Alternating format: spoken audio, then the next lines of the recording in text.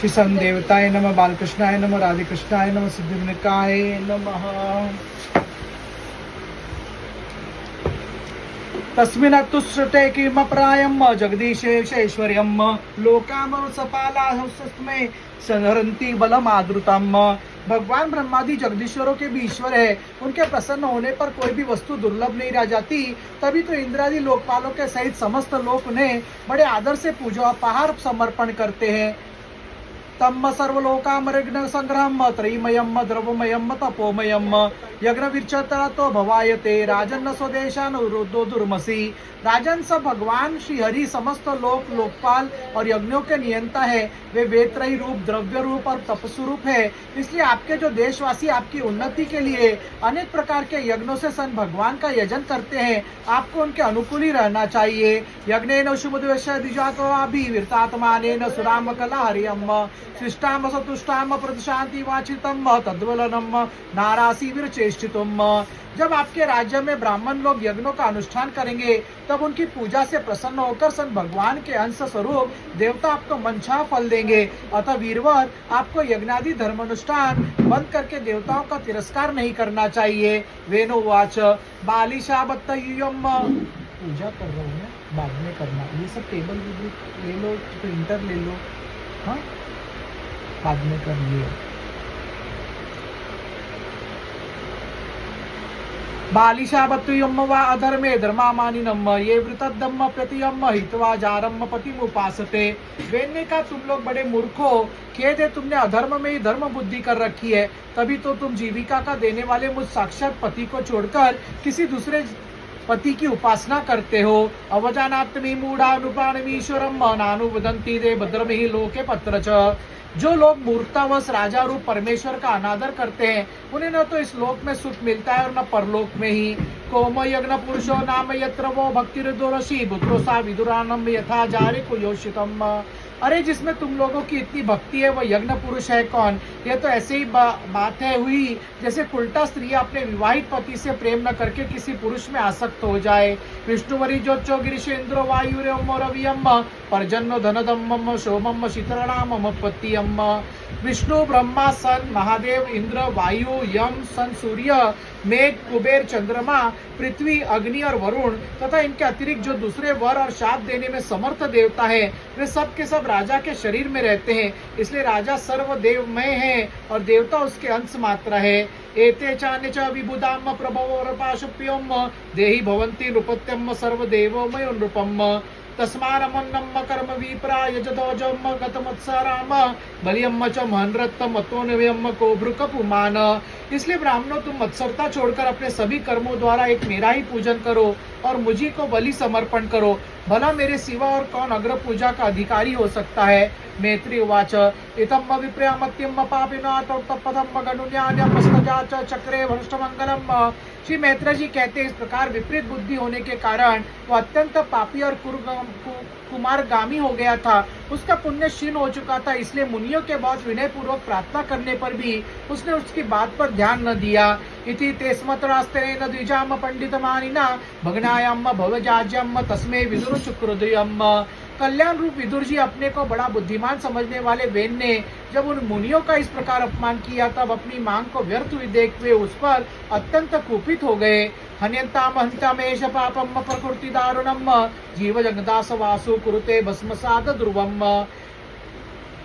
इस स्वभाव से दुष्ट पापी को मार डालो। ये यदि जीता रहा गया तो कुछ ही दिनों में संसार को अवश्य भस्म कर डालेगा। नामहर्तवास ध्रुवतो नरदेव नासनम योधपतियम विष्णुम विनदत्त पत्रपम। यह दुराचारी किसी प्रकार राज सिंहासन का योग्य नहीं है, क्योंकि निर्लज्ज साक्षात यज्ञपति श्री विष्णु भगवान की निंदा करता है। को वेनम परिचक्षत वेनम कर्तुम शुभम प्राप्ते दृश्मेश्वर्यम यदुनुबर भाजनम। और जिनकी कृपा से इसे ऐश्वर्य मिला और श्री हरि की निंदा का भागा वैन को छोड़कर और कौन कर सकता है? इततम्म व्यवसिता हिंत्र मूर्छो रुडमनिव्यम निर्गुणोतो वृत्तवे नम्मम हतमुच्युता निंदया। इस प्रकार अपने छिपे हुए क्रोध को प्रकट कर उन्होंने उसे मारने का निश्चय कर लिया। वह तो भगवान की निंदा करने के कारण पहले ही मर चुका था, इसलिए केवल हुंकार से ही उन्होंने उसका काम तमाम कर दिया। ऋषिभियम स्वाम पदम गत्रे पुत्र कलवेकम सुनीता पाले मासा विद्य योगे न सोचती। जब मुनिगण अपने अपने आश्रमों को चले गए, तब इधर वेन की शोकाकुला माता सुनीता मंदित्रादि के बल से तथा अन्य युक्तियों से अपने पुत्र के शव की रक्षा करने लगी। एकदा मुन्नस्सते तु सर्वसता लीला पुलुप्ताम मृत्वाग्नि सत्कात कुरुप विष्टाम सरितट्टे। एक दिन वे मुनिगण सरस्वती के पवित्र जल में स्नान करके अग्निहोत्र से निर्मित हो नदी के तीर पर बैठे हुए हरि चर्चा कर रहे थे। विक्षोता सदापन भयंकरानम अभ्यभ्राता मानाथाया दस्युयो भान भवेदुभवम। उन दिनों लोगों में आतंक फैलाने वाले बहुत से उपद्रव होते देखकर वे आपस में कहने लगे, आजकल पृथ्वी का कोई रक्षक नहीं है, इसलिए चोर डाकुओं के कारण इसका कुछ अमंगल तो नहीं होने वाला है। एवं मृषंत ऋषियो धावताम सर्वद्वेषम पांसम सुमित्तो पुरुषाचरणाम लुप्ताम। ऋषि लोग ऐसा विचार कर ही रहे थे कि उन्होंने सब दिशाओं में धावा करने वाले चोरों और डाकुओं के कारण उठी हुई बड़ी भारी धूल देखी।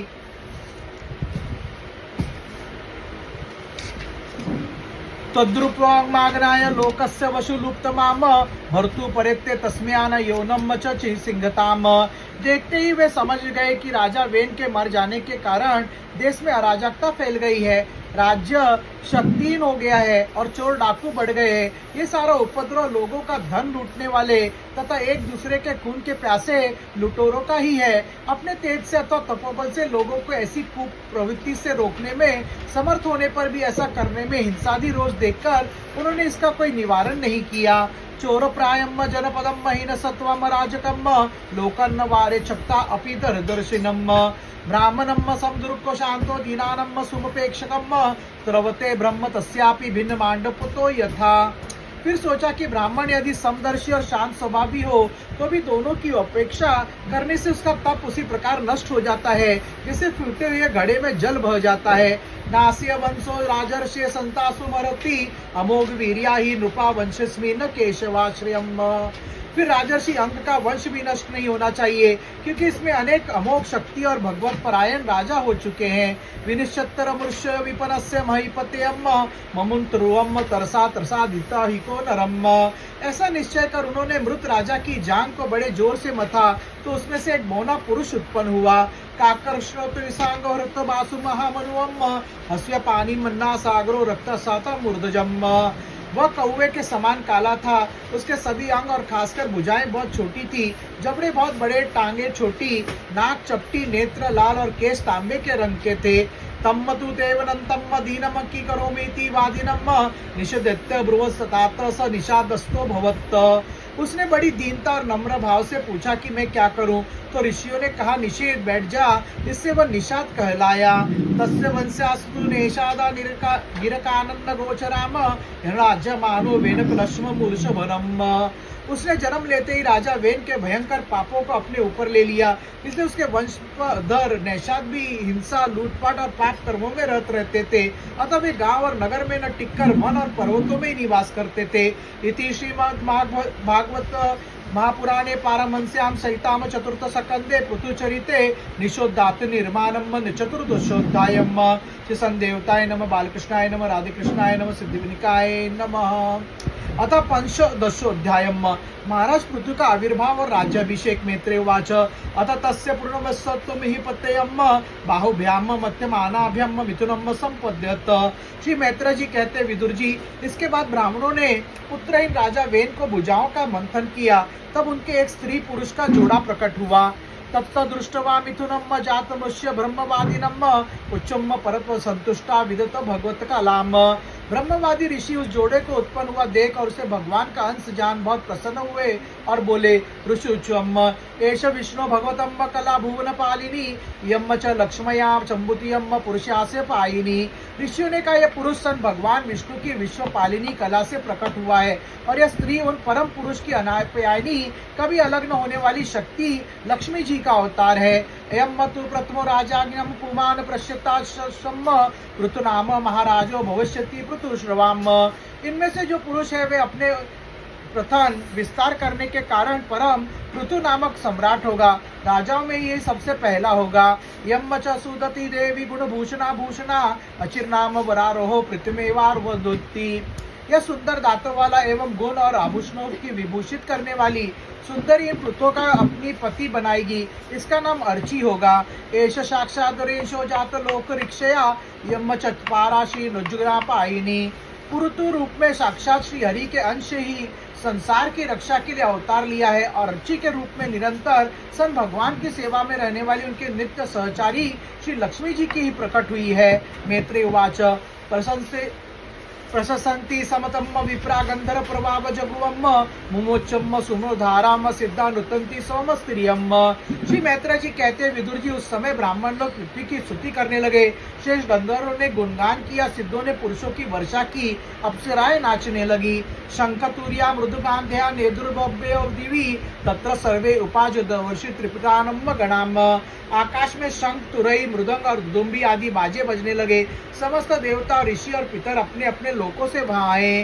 ब्रह्मा जगत गुरुदेवम सहस्रुत्य सुरेश्वरम वेनस्य दक्षिणे हस्ते दृष्टवा चिम्बम गदावृतम। जगत गुरु ब्रह्मा जी देवता और देवेश्वरों के साथ पधारे। उन्होंने वेन कुमार पुत्र के दाहिने हाथ में सन भगवान विष्णु की हस्तरेखाएं और चरणों में कमल का चिन्ह देखकर उन्हें श्री हरि के ही अंश समझा, क्योंकि जिसके हाथ में दूसरी रेखाओं से बिना कटा हुआ चक्र का चिन्ह होता है वह सन भगवान का ही अंश होता है। पाद्योरोविंदम मचते मम वेन मेने हरियम कलाम यस्सा प्रतिहितम चक्रमंशम स परमेष्टिनम।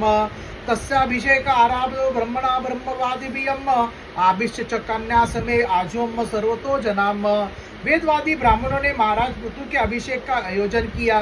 सब लोग उसकी सामग्री जुटाने में लग गए।